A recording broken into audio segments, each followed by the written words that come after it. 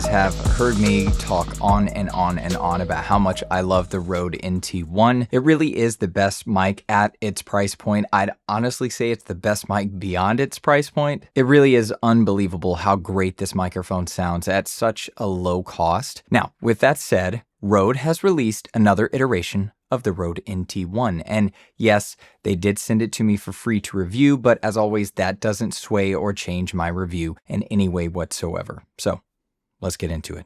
All right, so this is the Rode NT1 5th generation signature edition. Now, this won't be a normal review because it's technically the same as the 5th generation Rode NT1 minus the USB input and the digital features. So you can find that review that I did either here somewhere or in the description below. But it's also more affordable than the original 5th gen with the USB output and digital features, so you're basically getting the best analog version of this already pretty much perfect microphone. Rode will be releasing this microphone in multiple colors as well. The colors will be blue, red, pink, green, purple, and black. Now, someone asked me the other day what my favorite mic was, and I replied, believe it or not, the Rode NT1. Normally, people are expecting you to say something like the Neumann U87, the TLM103, or the Sennheiser 416. And while those mics are definitely legends in the industry, as you probably know, you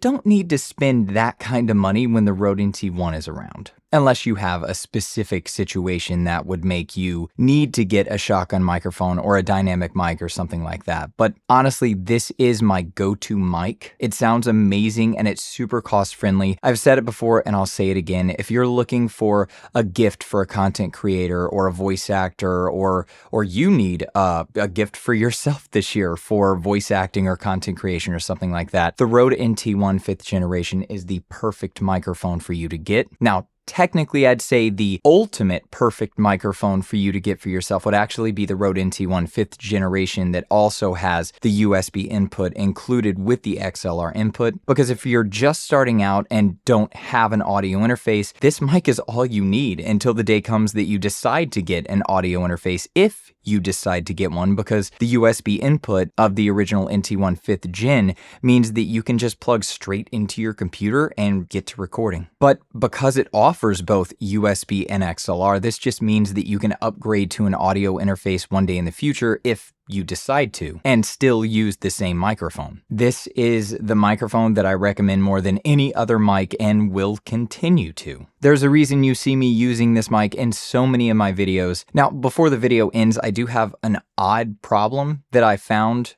and I don't think it's necessarily with the microphone, but it might be. I'm gonna maybe reach out to Rode and ask them, but I do want to discuss the problem that I found. But real quick, if you want to help the channel so I can continue making videos like this that you're watching right now, please purchase the mic from the link that I have in the description below. I do get a small commission from the sale at no extra cost to you. I would really, really appreciate it. And like I said, it would help me continue to make content like this so that I can hopefully help you in your audio endeavors. So really quick, as I was setting up to record this video and I hit record, I always do a couple of tests before I hit record and just go. And through the tests, I was noticing a ton of bass buildup, and I had no idea what it was because normally I don't have that issue. I don't have anything going on around me that I can audibly hear.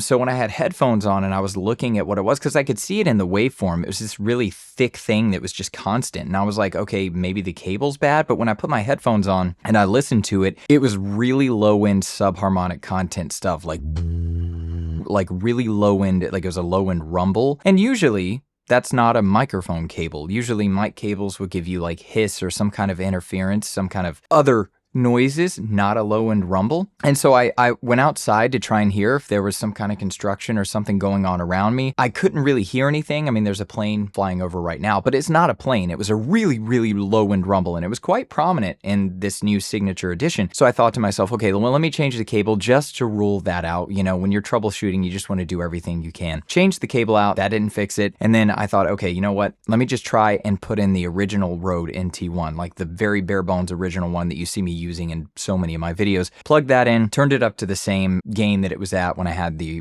signature edition in, and it wasn't as much bass buildup, but there was definitely still that low end rumble happening. And all I had to do was just pull up an EQ, and you could see at the very bottom end of the EQ, there's this huge hump of low end. I don't think it's the microphone. I just, like I said, I wonder if something's going on around me, or if something's happening maybe in my house. I'm not sure. Normally when it comes to subharmonic content like this, like really, I'm talking low end, like 20 hertz, maybe 50 and below, but it might have been lower than that. It might have been like 40 or 30 hertz and below. And it was this huge hump of low end. And like I said, on the waveform, you can see it, but unless you crank your headphones all the way up, you really can't hear it, because really low end stuff like that, it's really hard to hear. Normally you just feel it. You're going to feel it in your chest or your stomach, depending on the frequency.